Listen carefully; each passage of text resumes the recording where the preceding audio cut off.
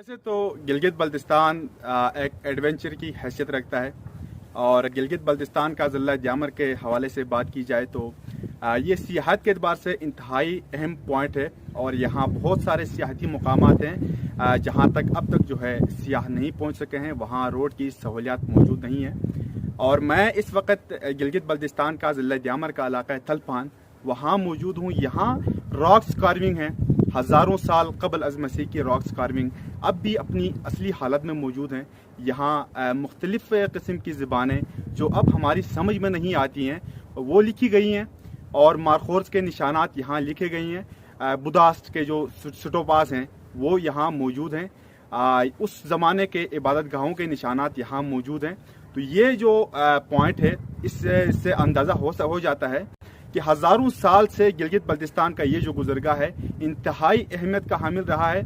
यहाँ पर कहा यह जाता है कि उस दौर में अस्करी मुहिम जोई यहाँ होती थी और यहाँ से जो है तिजारती काफ़िले भी गुजरते थे।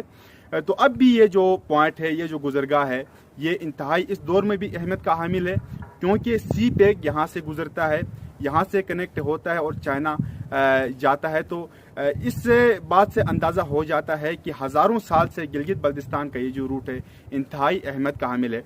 अब जो है ज़िला द्यामर में, क्योंकि द्यामर बादशाह डैम मुल्की सतह का मेगा प्रोजेक्ट बन रहा है, तो यहाँ द्यामर बादशाह डैम की तामीर के बाद ये जो कुनकारियाँ हैं ये डैमेज हो जाएंगी, ये ज़ेर आब आ जाएंगी। हुकूमत इन कुनकारियों की हिफाजत के लिए ज़रूरी और ठोस इक़दाम उठाए ताकि ये जो नायाब कुनकारियाँ हैं ये ज़ाया ना हो सकें।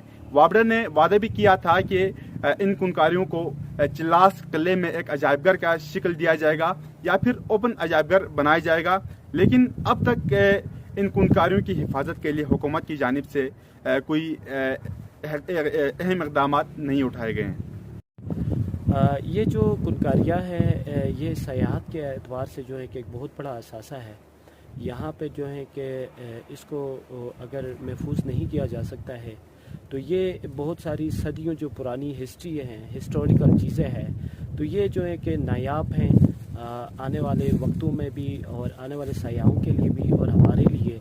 ये मुख्तलिफ़ तारीख़ें दोहराती हैं मुख्तलिफ़ एतबार से। 4000 कबल मसीह के यहाँ पे रोमन बरम और जो कौमी बस्ती थी बुतमत, उनकी तारीख़ें यहाँ दोहराई जाती हैं। अमूमन लोग जो आते हैं इन तारीख़ी एतबार से जो इनको दोहराने के लिए, तो ये माशत के एतबार से भी और कौमी एक असासा है इसके एतबार से भी, तो बहुत सारे इसके फ़ायदे भी हैं।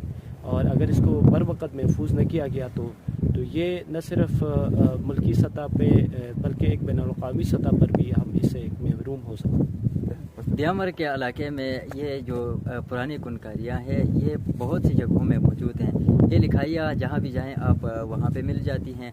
आप द्यामर का इलाका जहाँ शतियाल से बादशाह से ये हदूद शुरू होता है, वहाँ से आप निकले धारेल की तरफ, वहाँ पे भी बहुत सारी ये कुनकारियाँ मौजूद हैं। वहाँ पूछ के मकाम पे हैं, गयाल के मकाम पे हैं। उसके बाद आप निकले इधर थुर साइड पे, तो थुर में भी ये दरिया सिंध के साथ भी बहुत सारी कुनकारियाँ मौजूद हैं। थुर आप नाले में चले जाएं, वहाँ पे भी कुनकारियाँ मौजूद हैं। फॉरेन कंट्रीज से जो लोग आते हैं वो दरिया सिंध के आसपास जो कुनकारियाँ हैं उन्हें देख के चले जाते हैं।